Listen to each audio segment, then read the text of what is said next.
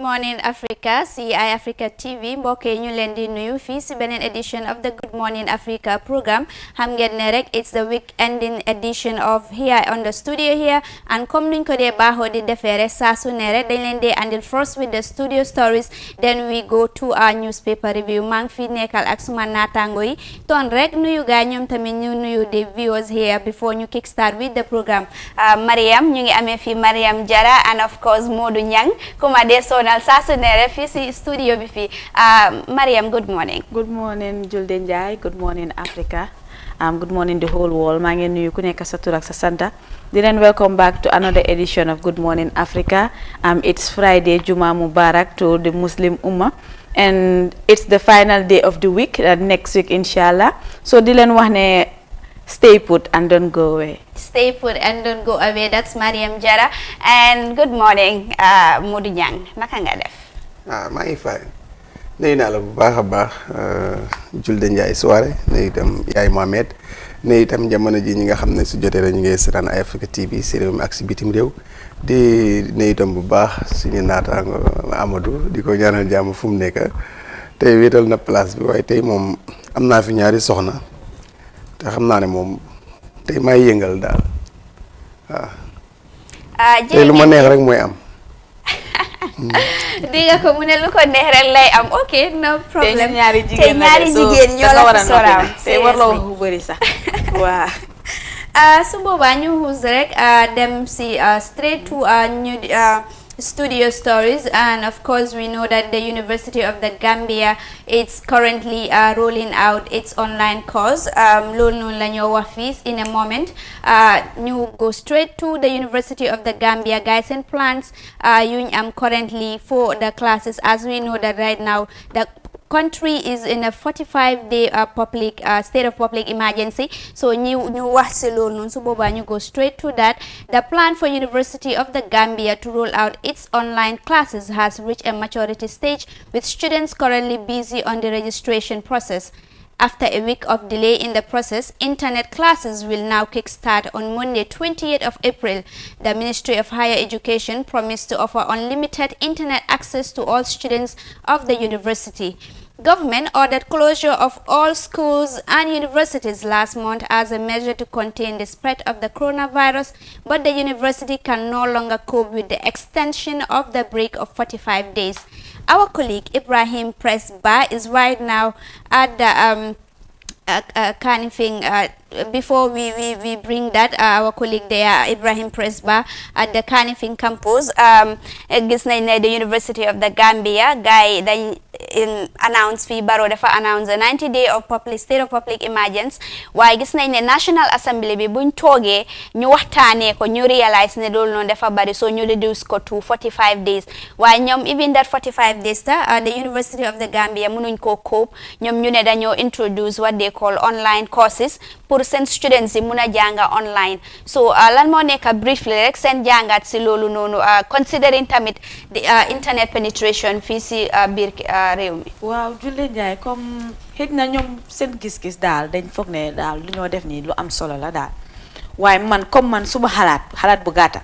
man university students xëj na mun nañ koo kóob because gis naa ne comme package bi dafa ànd ak free internet for 3 months for the students, university students. léegi ñoom dinañ ko mun a use daal comme loolu dina favor university students yi. Why the problem is come this money that they are spending on online classes, media classes,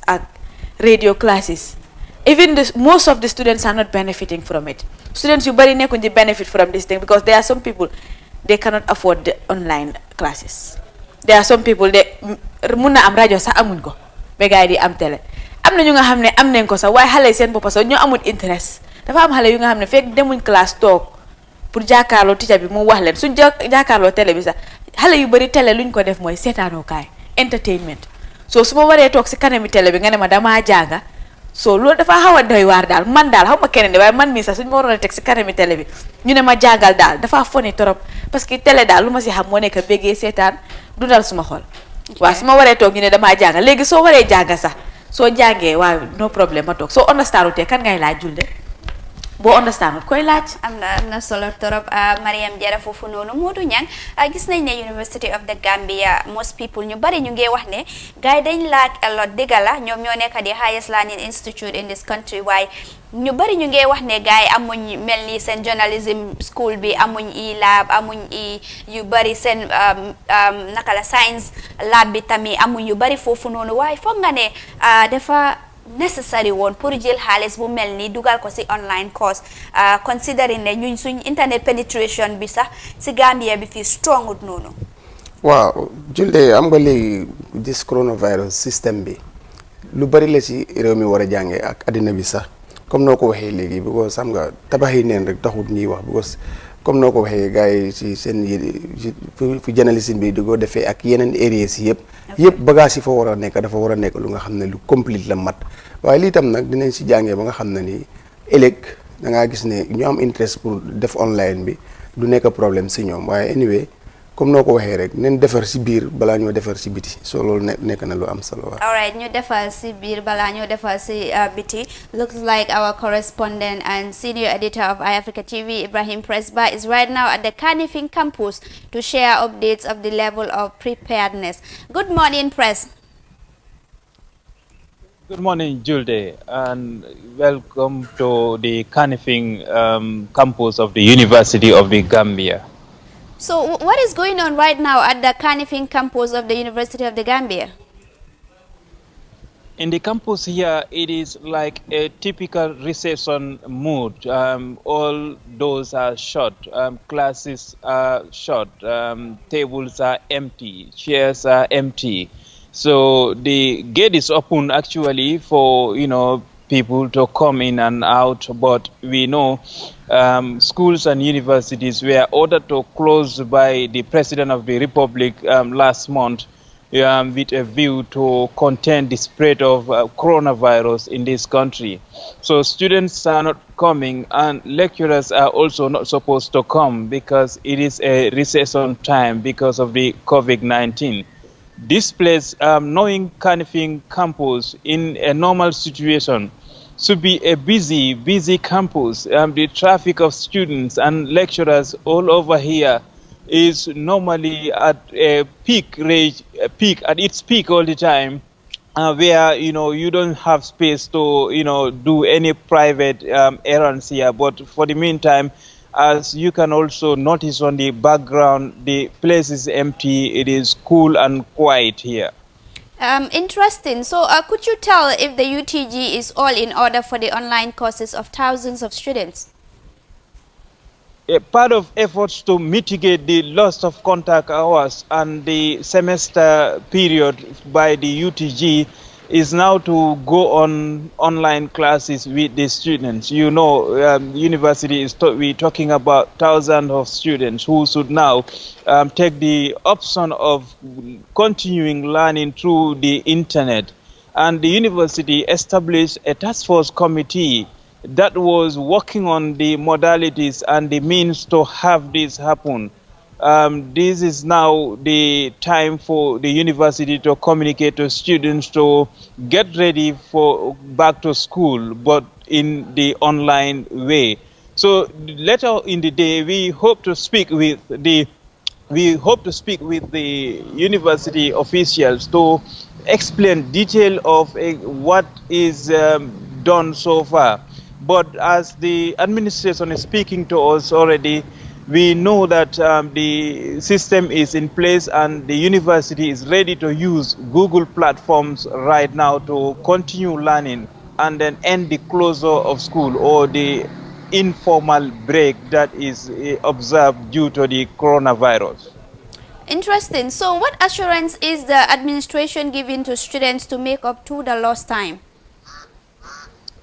This is important question that we also ask, but you could recall in our earlier interview with one of the lecturers on the iAfrica platform that the university is positive that the semester will not be lost, and the time lost so far is about 1 month, which could be compensated during the summer period. That is one of the options. But now that the university is coming up with the online platform to continue teaching through the internet, the Higher Education Ministry has also held a press conference to inform the Gambians that the government is chipping in to provide the facilities needed for these classes to continue. That is to provide internet facility connectivity, as you know, is a major challenge for students, and in this country connectivity is important. The Higher Education Ministry has come in that direction to provide for all students of the university. So this also is a big tap on the back of the shoulders of university to assure students that yes, the process is supposed to start this Monday. Actually, the initial time we were told about the process to start all the classes online would have been last week, but now the plans are set for this Monday for everything to continue to start formally. So interesting, like you have mentioned that the classes are supposed to start since last week. So have all the students registered so far, and what about the mounting of courses? During press release by the press conference by the Ministry of Higher Education last week, it was announced there that by the Permanent Secretary that the up to 6,000 students have registered so far, and the University Relation Office sent emails to students to inform them as to the procedure and the steps to take in order for them to get the registration done. So right now, students are very busy using the online platform, using their phones, their laptops to ensure the registration, because classes cannot start if students are not already on board. So the courses now, or the question to us now is whether students across the country, for the university would understand all the stages or the procedure, the steps involved to get them register for their courses, or even the lecturers everything is in order. So those are the questions that we think the students are busy looking for answers right now. But I will just use this opportunity to also to inform our audience that in our coming episodes, we have the university administration ready for interview with us to know exactly what has been done and the process involved, and how much are they answering to the questions from students who think that definitely this is the first time for them to be subjected or to concentrate in such an online busy work, that they are continuing their education, and that the semester is not going to be cancelled for another year. So what are the processes involved? The iAfrica have now got to the university Carnifing campus to get all these questions answered in our coming episode. Thank you very much, Press Bar. Yeah, you're welcome, Julde. That was Ibrahim Presba, Senior Editor and Correspondent of iAfrica TV, talking to us live from the University of the Gambia, Kanifing campus, about the online courses the University of the Gambia is set to roll out currently. Gis nañ ne fi Presba wax na lu bari, the University of the Gambia gaay ñu ngi roll out online course because of the coronavirus pandemic. Ñoom ñu ngi wax ne bu war pour toog 45 days comme nu ma ko waxoon rek is another issue te duñ ko mun a xaar, waaye gis nañ ne tamit press ba wax nañ ne tamit there are a lot of issues involved, especially on the internet side and all that. te last week lañ waroon na start waaye mënuñoo start, léegi next week lañoo start. So dañoo andi tamit live updates at the University of the Gambia in our subsequent news bulletins to tell you more about what is really happening and some of the concerns raised by the students of the University of the Gambia. So lan moo nekk seen jàngat si loolu noonu, press ba si lum ñu joxe rek briefly. Wow, Julde, commonly it's a good move because students yi tamit mënuñoo xaar, because I think a month has already been wasted. Si ku nekk university, it's difficult. Mun na am primary school ak junior school, stuff like that, they can wait if there's a possibility to wait, but the university students, they cannot wait, and some of them have been there for 2 years. This is their third year. So su waree delay what to another year, dafa metti torop ak ñoom. So come this coronavirus pandemic, it is affecting the livelihoods of people. So daal comme it's a good move dal why dal man tamit dal I criticize it dal. All right, Modou Nyang, gis nañ ne University of the Gambia moo nekk di highest learning institute gaa ñu ngi roll out online courses yi waaye tamit press daf ñu wax ne like in the subsequent news dinañ make sure ne ñu andi loo xam ne moo nekk updates yi ci si administration yi lan moo nekk concern students yi so la yow lan moo nekk sa jàngat si loolu noonu yow loo dégg si kaddu yi press ba. waaw liñ ci dégg rek jafe-jafe amagum na because soo gisee ne ñu ngi waroon a start this week because internet bi correct xam nga loolu rek problème la because fii Gambie fii internet dafa problème la fii su amee sax dafa seer tam teg si so loolu xam naa moo gën a cost xaalis bu bëri millions yooyu war see dugg te dem ba si biir tam mënul continuer fekk xaalis bi already li fi nañ ko dafa xaw a de waa my problem is du jar nañu spend si more than $6 million si bu ñu wax na au more than waaye comme que lépp ñëpp la rek ku ne def si war a gis si bopp because nit suñ bokkee lépp rek ku si gisul sa bopp rek dafa xala manqué trop man that's my problème ndax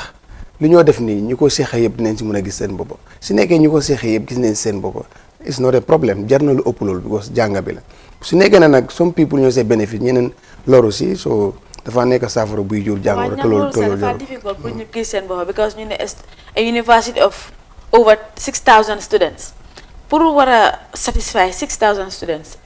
ñang loolu dina métti torop sax because ñu ngay wax ne waaw ni nga ko gisee nii rek ñu ngay wax ne ñoom dañoo provide internet for 3 months so 6,000 students nga war leen each ku nekka nga war koo provide internet for 3 months loolu dina jafe torop de from the Gambian government de alright dina jafe torop su boobaa rek ñu wax si leneen because loolu moo nekkoon update bi from the University of the Gambia gis nañ ne gaa ñu ngi on roll out online courses yi from there ñu roll rek wax si university Kotawe si gis ngeen ko foofu noonu si screen bi University of the Gambia moo fa nekka building bi gis na xam nañ ne ñun yëpp University of the Gambia daf dee nekka a busy center but soo gisee only 2 people that are there ñoo xam ne ñu ngi dugga so wane na ne le fu mu nekka ni kenn nekkut si University of the Gambia from there ñu xuus wax si leneen ñu go to Uganda because Ugandan government has extended the period of the country's lockdown for another 21 days to contain the spread of the global pandemic. But citizens have raised their concerns on the latest move, saying their businesses are likely being affected and means of survival is becoming challenging. Uganda has registered more than 50 cases of COVID-19 and authorities are worried about the number may raise. Details of that in this report.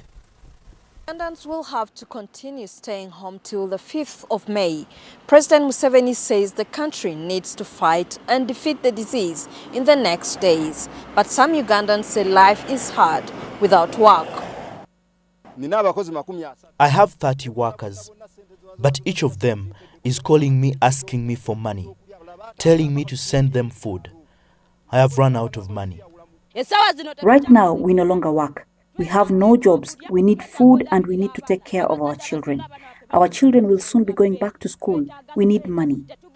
More than 50 cases of COVID-19 have been reported, but the health ministry believes it could be higher. It's trying to track down more than 18,000 people who arrived in March using the passenger manifest. The government sealed its borders and cancelled all international flights after a passenger on board an Ethiopian Airlines flight tested positive in late March. The country has also started testing cargo drivers who are continuing to ply the East African region. Other measures like the ban on public and private transport and social gatherings will stay. The extension of the lockdown comes after the WHO warned countries against lifting restrictions too early as it could lead to a deadly resurgence of the disease. That's a report there from Uganda. Ñoom tamit they have felt the impact of COVID-19 in their country and businesses are really affected there. San gis nañ ne Uganda tamit gaay ñu ngi joytu gaay ñu nekk ci wàllum business bi ñoom tamit ñu ngi wax ne COVID-19 bi mu ngi affect gaay because currently gaay ñoom dañu register 50 cases of the coronavirus waaye ñoom ñu ngi joytu ne seen business yi it's really affected because of the pandemic so seen jàngat ci loolu noonu. waaw julde comme luñ ko dee waxee rek dunda moo gën dee daal waaw so loo ñaaka at least after the coronavirus you can kick start again mun nga jógee fi nga nekkoon nga dellu fi nga nekkoon waaye comme ñu nekk di complain comme man this coronavirus dama gis ne African countries yi daal dañ nekk di take a late step towards it because da nga dee gis ne yaa ngi register benn case pour nga indi lockdown because li lockdown rek moo si baax daal da nga register first case pour nga defin lockdown doo ko def de da ngaa nekk di xaar bañ la indil ay yeneen extra 9 cases nga doog a commencé na fekk coronavirus moom spread na pare because coronavirus su ñëwee si ndaje su dee benn nit moo ko am rek su ko ñëpp amul si ndaje bi 95% bi yëpp dinañ ko am because moom noonu la mel contact la dee bañ as long as yaa ngi am contact ak nit ñi rek te comme africain si ñun fonkuñu raxas loxo loolu moom bokkut si luñ fonka so yal nañu si yàlla musal daal coronavirus bi daal ñun daal nañu ñaan mu gaaw a jeex fu mu nekk nii. ok Modou Niang gis nañ ne du Uganda rek moo nekk di in trouble here but dëkk yi yëpp ñu nekk around the world waaye Uganda tamit ñoom ñu ngi wax ne the business sector is really affected gaa ñu ngi joytu si loolu noonu so lockdown bi daal foog nga ne it was really necessary considering businesses are at a slow speed right now. waaw nu mu xewee foofu la xewee ci àddina bi yëpp problème bi mooy ne si bitim réew ñoom ñoo ñu ëpp doole fii nguur gi because 90 days time boobu yaa ngi dégg nit ñaa ngi yuuxu def lu ne 45 days di problème la woon because of lan doole yi moo nekkul benn because fii comme no yaay Mohamed waxee not den góob ma ne sax den léeta jóg waaye den amul pexe amuñ doole mun a teg nit ñi place kenn du dem liggéey ba pare amee responsabilité population yooyu loolu this is the problème amuñ doole yooyu soo moo tax nguur gisee jël meso rek da nga xalaataale loolu soo moo tax ñi doon yoot ndànka di ko xalaat di jël di bàyyi ba léegi nii sax nu mu war a demee si Gambie fii sax demeewut ko te nag bul gis ne su fekkee ne tam rate bi wàccut nii si àdduna bi ñun sam 90 days boobu noonu bul gis de even this committee bu nga xam ne ñoo nekk National Assembly li ñu wax sax dinañ jëlagum 45 days bu gisee ne nag affaire bi mu ngee wàcca wala wàcce na si Sénégal ak yooyu noonu neen ñu bàyyi ko waaye suñu gisee ne wàccu tam dafa continuer te xoolal loolu coow bu mu jur si askan bi fii because mënu koo ñàkk jur tam because ñun amuñ doole te dañoo xëy génn am this is the problème waaye solution bi yëpp mooy lockdown bi but lockdown na soo ko defee ki nga ko def amoo loo ko jox moom amul fu mu koo jëlee foog coow lu bëri waaye loolu mooy su pexe bi te nag bu fa sësee rek loolu mooy mujjee am.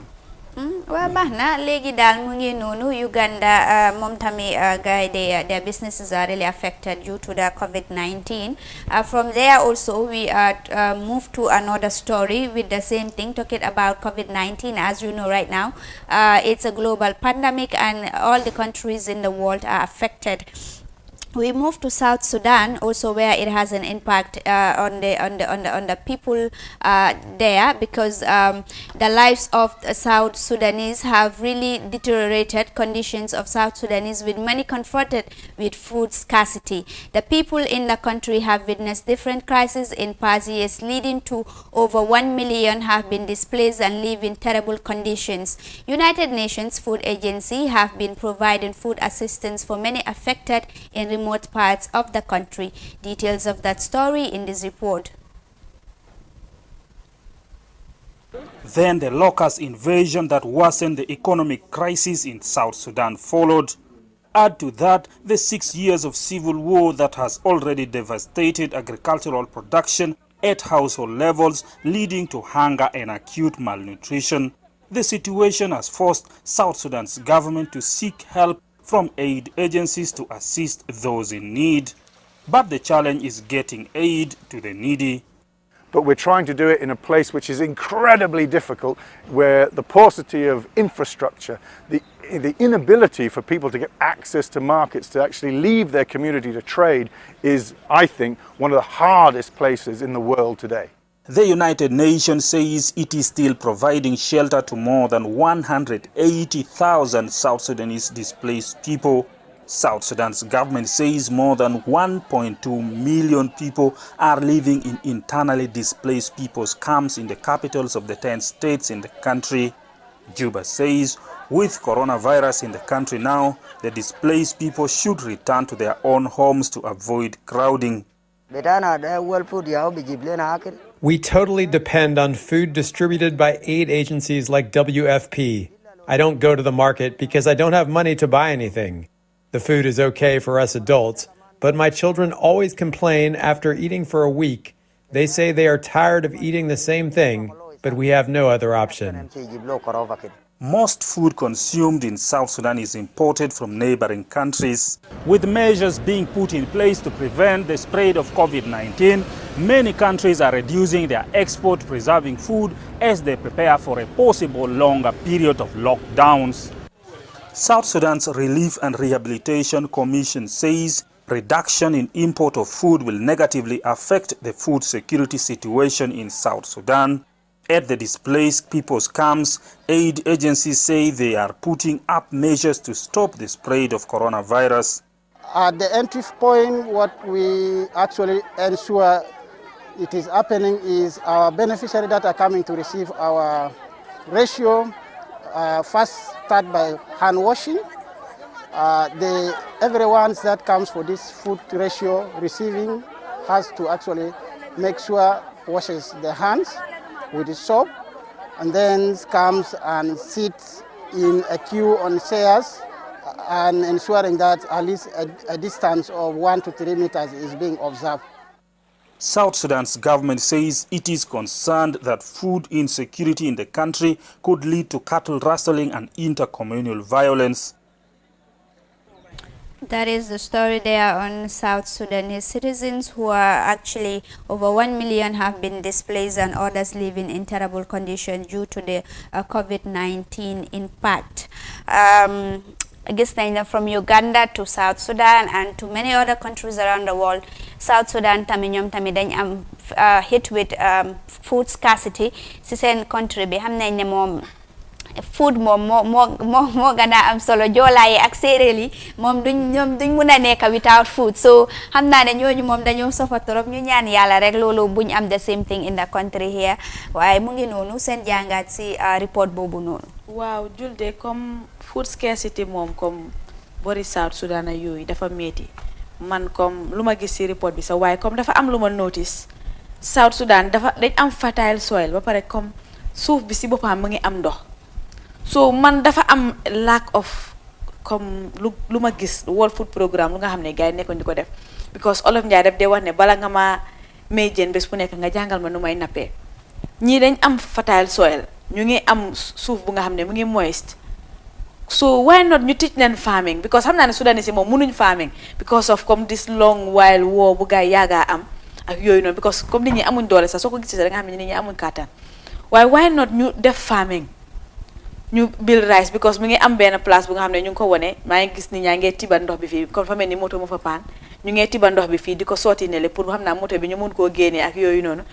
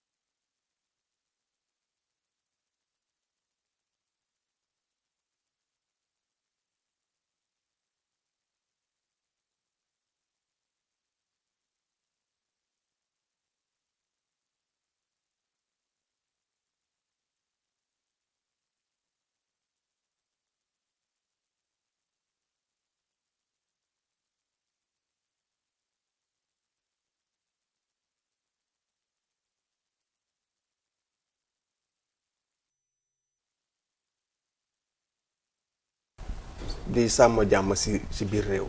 dafa war képp kuy eewu si réew mu nekk nga sàmm jàmm because li yëpp ñàkk jàmm moo ko fi indi woon te mais bi si lum sosoo sax si ay yu soof la moo nekk soo moo tax jàmm lu jara ut la lu jara ñaan la te ku nekk daf ko war a sàkku tam ku nekk daf ko war a dox soo si la jàmm bi di am soo South Sudan dina jàngal dëkki Afrique yu bëri war nañ see jàngee pour gis ne jàmm Afrique dafa jot pour ñuy jéem a génn si xeex yi ak fitna yu métti yi because moo jural South Sudan lii problème bi yëpp ñu nekk soo lii nag ku si xool da nga war a jàng rawatina si yeneen réew yi nga xam ne des neen si ba suñu réew mi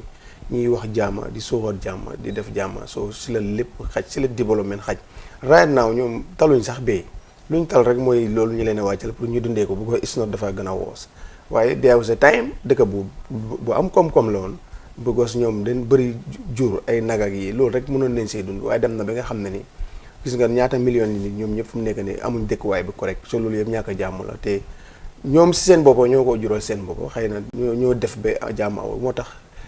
juutis la si ku nekk nga jéem a dox jàmm si réew mu nga nekk wax ko fa soo su ko defee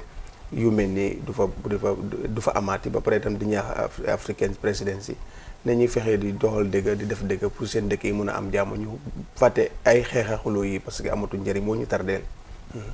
waaw am na solo food scarcity moom in the world moom nit mun naa ñàkka waaye food moom soo ko ñàkkee rek daf di andi ay jafe-jafe foofu noonu gis nañ foofu noonu we hope that ñoom tani yàlla dimbale gaa ñu move away from that current situation that they are in loolu nag moo jeexal suñ studio stories yi this morning waaye bu leen dem because am nañ other interesting stuff in the program that is the newspaper review newspaper review bi nag ñu ko dooleel ñoo nekk Star GSM seen maka bu nekk Tabokoto fii gaa ñu ngi involved in mobile accessories and other things loo leen soxla si fi mobile rek ak si wàllum loolu rek ngeen dem si Star GSM ñoom ñoo dooleel the newspaper review from there rek ñu ànd ak bàq bi ñu wéy then from there ñu come to the newspaper review.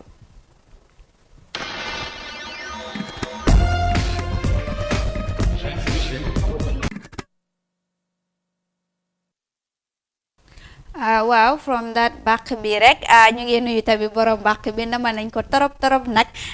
Mariam lan lañ am tey ñu si newspapers yi. waaw julde si newspapers yi tey am nañ Foroyaa am nañ Point am nañ Standard newspaper. su ko defee ñu dooree askan bi ak Foroyaa newspaper ñu wax leen seen headlines yi. IMF approves $21.3 million disbursement towards Gambia's COVID-19 response efforts. GCCI CEO calls on government to exempt business from tax. 2 new judges and PEM sect sworn in. A government attempts emergency powers regulations. Truck owner driver charged for food smuggling. And the editorial says, pursuing the crippling effect of COVID-19. And question of the day says, where are the funds given to the Gambia government to fight COVID-19? Su ko defee loolu moo woon seen headlines yi ñu xuus si biir ñu seet benn ñaar ñu ànd ak 2 judges sworn and 1 permanent secretary sworn in.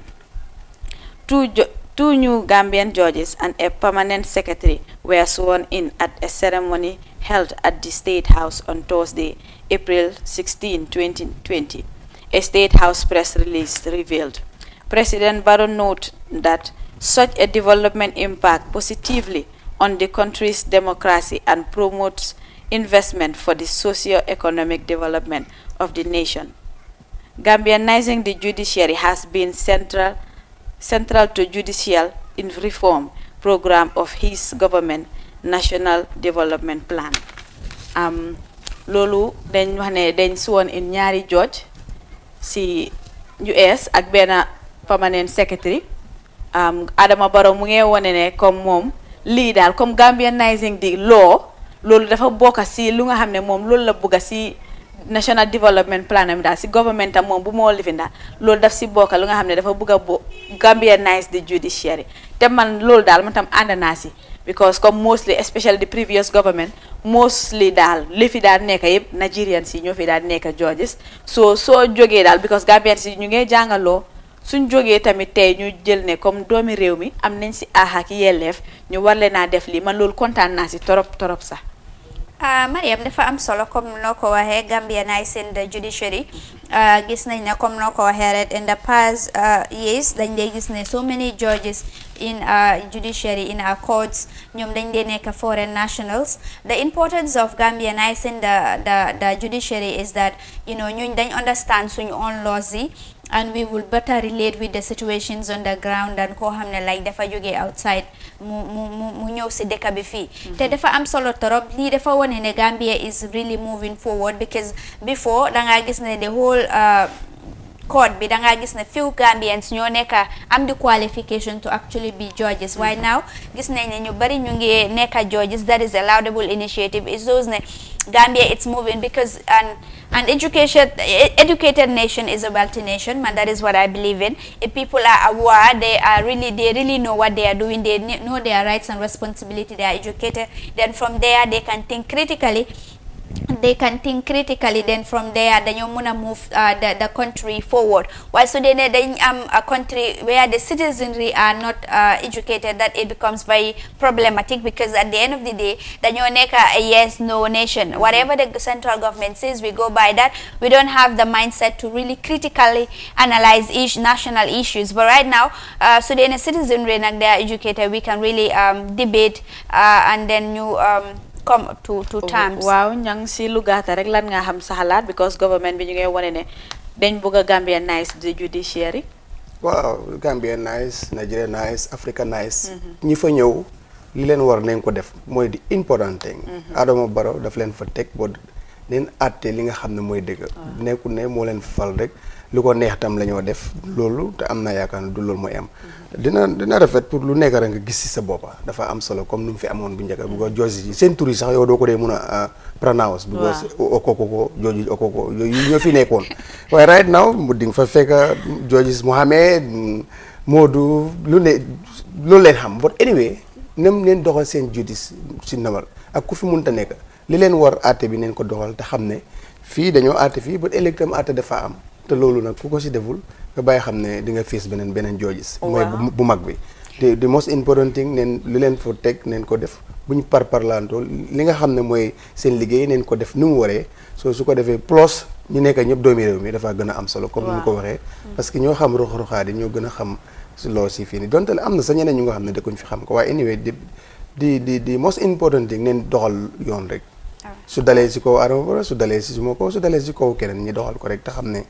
loolu mooy impact bi moo gën a am solo waaw loolu moo am solo su ko defee loolu moo benn story bu ñu jëloon Foria su ko defee ñu ànd ak Point newspaper ñu riidal askan bi Point newspaper seen headline si 2 Gambians died of COVID-19 in US 4 escaped prisoners rearrested and DLEAG dismisses officers arrested with 4 suspected bags of cannabis. And finally, IMF approves $21.3 million disbursement to Gambia to address COVID-19. Loolu moo nekkoon seen headlines yi su ko defee ñu dugga si biir ñu seet benn story rek ñu ànd ak Gambia Drug Law Enforcement Agency dismisses officers. Sergeant Lamin Sima, an officer of the Drug Law Enforcement Agency, the Gambia, who was recently arrested by personnel of the anti-crime unit of the Gambia Police Force with 4 suspected bags of cannabis and at Penyam village, the West Coast region, has been dismissed from the agency. The Point has been reliably informed. Wow, julde lolu comme ñu ne dañ jàppoon benn officer ku nga xam ne daal police da daal maanaam takkader la si naka la Penyam village ñu jàppee ko ak ñeneenti baagi suspected cannabis si local language bi moo nekk taay yamba waaw mooy yamba daal waaw so man daal suma gis-gis bu ndaw daal waaw ñeneen ñu ne ko wiit dafa bëri tur daal bax bi ak yooyu noonu ak girica ak caakire yooyu noonu so su fekkee ne ñun suñ takkader yi daal ñi nga xam ne ñun ñooñu lañ war a óolu pour ñu lessen the crime rate of the Gambia ñoom ñoo nekk di yokka the crime rate of Gambia ñoom seen boppa ñoo nekk di import this cannabis so loo expect comme the others ni ñi def daal because comme luwaa bi seen boppa ñoo nekk di def lii man daal dafa doy waar te dafa fane ak man because nit koo xam ne yow yaa war a nekk foofu di wax nit ki defal lii bu def lii yow yaa ne war a sàmm luwaa bi su wàccee yoon yaa ko war a delloo waat yoon yow sa boppa yow yaa nekk di violate the very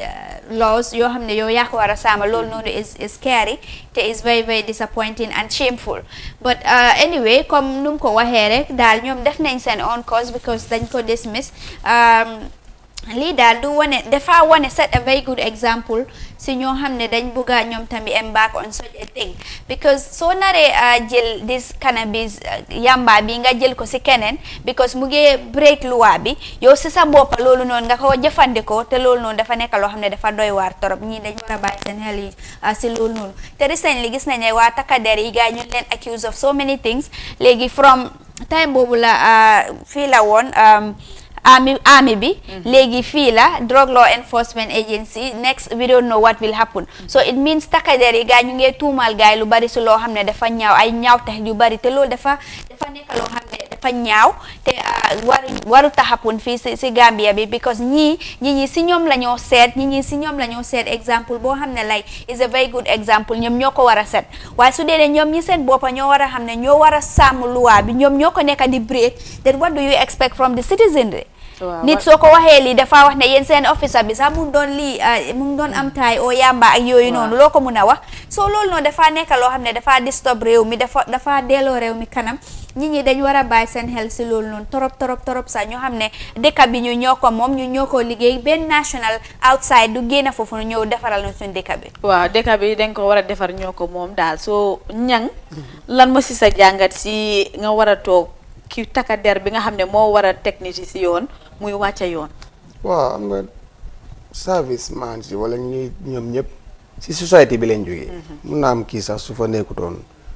nekkutoon foofu dina jëfandikoo lii waaye xam nga société bi mu am façon ngi nit yooyu noonu soo demee join si service bi loolu nga fi waaye service bi du loolu leen ko jàngal den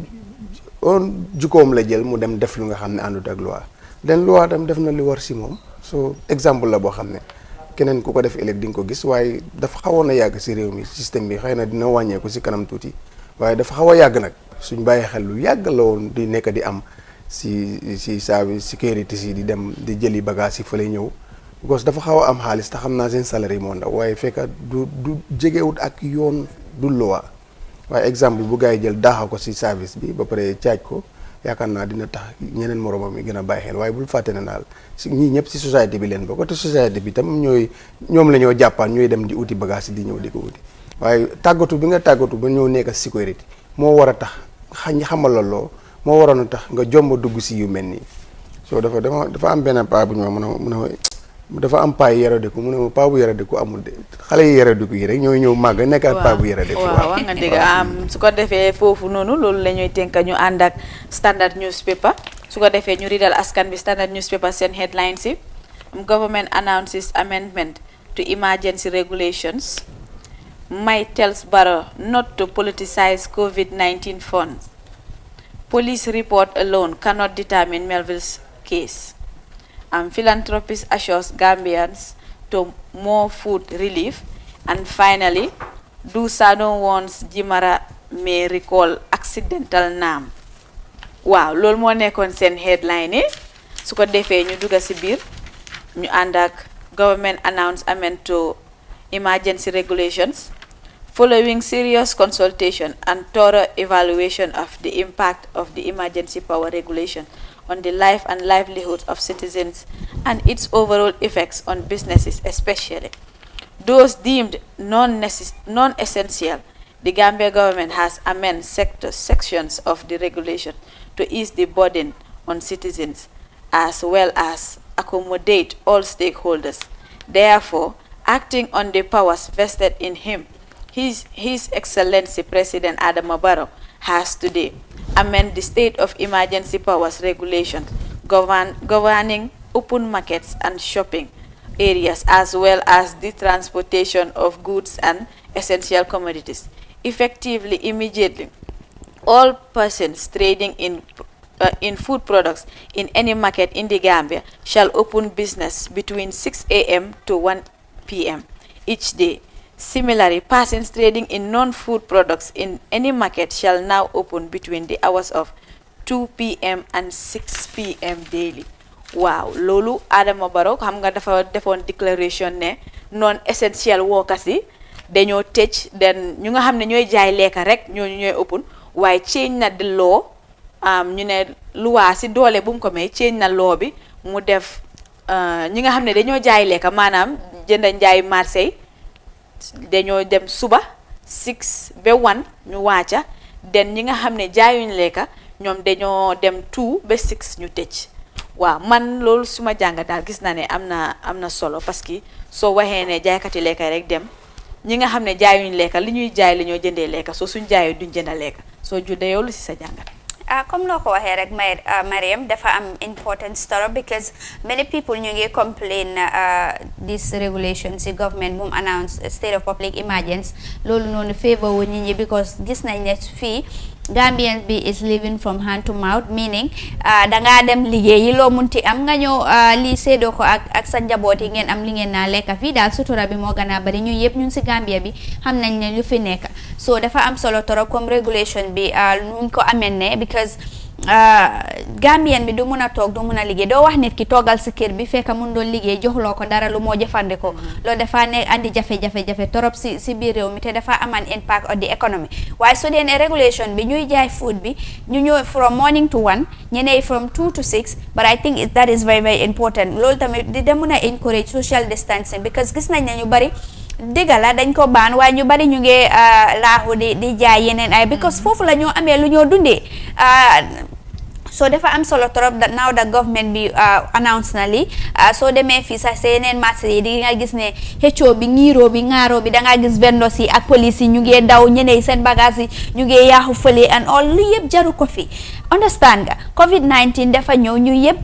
citizens lañ ku nekk bëggut nga am jàngoro bi waaye soo gisee ngay risk sa life bi di dem si marché bi di jaay ba si amee foofu noonu leneen ba ñu laa daaxa it's because ne situation bi dafa jafe waaye su dee ne jafewut Mariam yow yaa ngi amee looy dundee di nga te ne yow di nga génn risk sa life bi si biti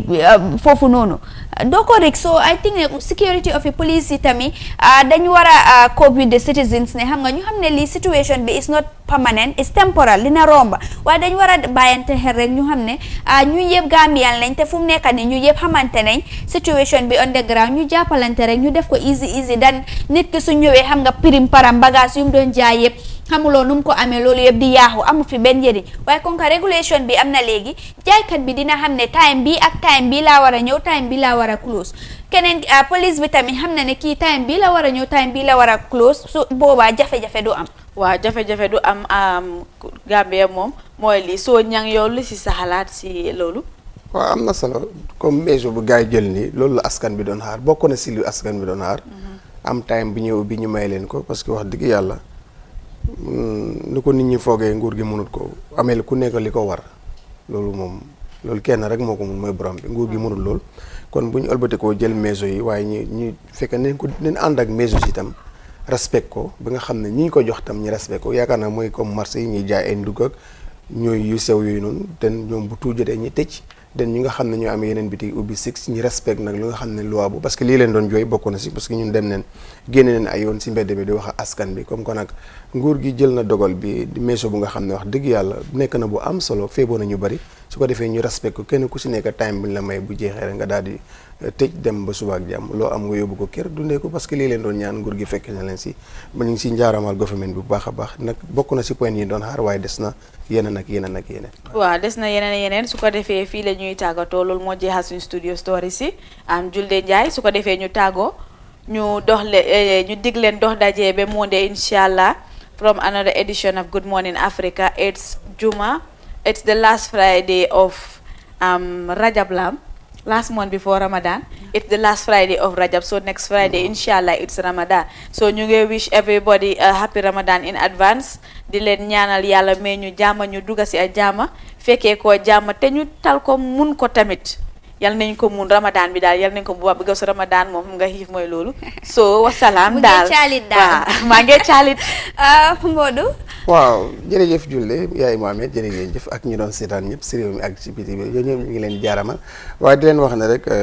keppaar gi mu ngi ñëw tey from 1 ba 2 tey dinañ fi waxtaane lu am solo am nañ fi ñaari gan yi nga xam ne seen xam-xam màcc na si diine di islam ñu neen fi ñëw ñu waxtaanee lu jëm si Ramadan bi comme ni ak coronavirus bi yëpp seetlu si kanam la 1 ba 2 incha allah bu leen ko utee ngeen dellu si fi rek si seen programme keppaar gi incha allah yaa Alright, that brings us to the end of today's edition of the Good Morning Africa program.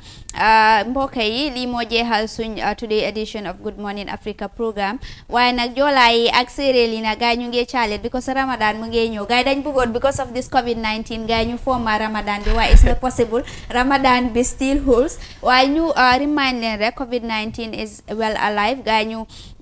let people take their precautionary measures by the WHO guidelines. Wash your hands frequently. If you are coughing or sneezing, use a towel, tissue paper, or nga def sa elbow fofu nonu nga cough fofu nonu. Anytime you want to cough, plus tami nga encourage social distancing is very very important. Yala nañu yala aar si jangoro bi COVID-19. It's another beautiful Friday and ñu leen na wish rek juma mubaraka to all the Muslim ummah and di leen wax bye bye till Monday to another edition of the Good Morning Africa program. Do have a pleasant day.